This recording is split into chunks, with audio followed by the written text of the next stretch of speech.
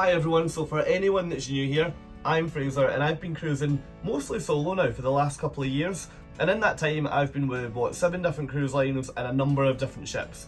And hopefully this channel, I can use it to help you with the genuine belief that I have that there's a cruise line and a cruise ship for absolutely everybody. You just have to find it, and hopefully I can help you do that. Now today I'm on board Discovery Princess, which is the brand new ship in the Princess Cruises fleet. And if you're considering a Princess cruise, you'll already know this, but there's 5 different room types that you can pick from. So first of all, you've got an inside cabin, which is the one that you'll see that in my other videos. You've then got an ocean view, which I won't insult anyone's intelligence, but that essentially means you've got a view of the ocean. You've got a window there. Next up, you've got a balcony. So again, you've got the option to get out into your own private space. Next up, you've got the room that we're in today, which is a mini suite. And then finally, option number 5, you've got sort of Princess's top tier accommodation option, which is a variety of different suites that we'll also look at in another video. Now today, the room that we're in is a mini suite up on deck 16 of the ship. Now, those of you who have cruised on a Royal class ship before will know that this is on the L deck or the Lido deck. Now that basically means that at the end of this corridor here, you've got the main swimming pool, which actually makes this a really handy room to have. But today I'm going to walk you through this room, yes, from the perspective of a solo traveller, but also to give you a bit of a feel for if you want to cruise in this room. Maybe you're a couple, maybe you're a group of friends, this room can sleep up to 4. I want to know from you, is this something that you would consider trying? Now, if you've seen any of my other cabin tours from Discovery Princess, you'll know that Princess is a cruise line that names and numbers its decks. So today the room we're looking at is L209, which essentially means it's cabin 209 up on the L deck or the Lido deck. So here's the room on the right hand side, and you can see that it opens automatically through the medallion technology, which is a really good feature that means you don't have to faff about with cruise cards to try and get in and out of your room. Now coming into the room itself, I'll show you the wardrobe area now. We will come back to this because I want to show you kind of the amount of storage that's in there. Now coming into the actual room, I think you'll agree this is completely different to the standard balcony that we reviewed in one of my last videos. Now it's worth noting that in this room you've got the 2 bedside tables as normal, and then the lamps on top have actually got USB connections built into them. That's usually one of my biggest pet hates when I can't charge my phone beside my bed. So providing you've got a USB chargeable device there, then that's not going to be a problem for you on this ship. Now moving into this, I'm going to call it a living room, not sure if that's the official term, but moving into the living room area, you can see here that the finish is actually really nice. So all that surface on the right appears to be certainly solid marble when we were in, which was, yeah, really nice touch. And to look back at the room, so we're going to look at that sort of workstation on the side now, but I'll just show you the room first. Now on top of the workstation, you'll usually have somewhere for water. You've then got your phone that will connect you to guest services in all the other rooms. And then you've also got European and also US plug points on here. So yeah, again, I wouldn't imagine you would get caught short in here. I certainly wouldn't as a solo.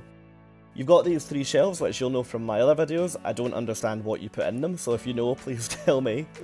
And then you've got these 3 drawers, all pretty much the same, and the top one is where your hairdryer is kept as well, so pretty handy for in front of the mirror. Now moving over here, the cupboard that we're about to try and open but fail miserably is where your minibar is located.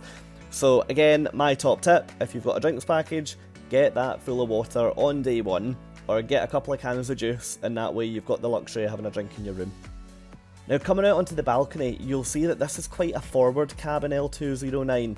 Now you'll see that because you'll be able to see the bridge in a little second on the left hand side, but you'll only see a flash of it. Now for that reason you just need to be careful booking this if you do get particularly motion sick, because that's typically where you see the most motion. Balcony furniture, you've got 2 chairs and you've got a table. This, to be honest, is more than enough balcony space for me. I think some people would probably like it to be a little bit wider, but hey ho. Now coming back into the room, this is what it looks like with the curtains open.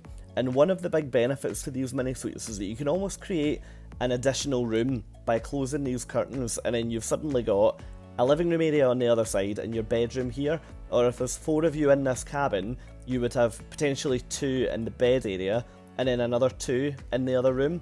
So there's quite a lot of people who I've met on the ships who cruise as a family, and they find that the mini suite option affords them the luxury of actually feeling as though the kids have got a separate bedroom. Granted, they're only on the other side of the curtain, but it's probably better than I would imagine having them in bunk beds directly above the bed.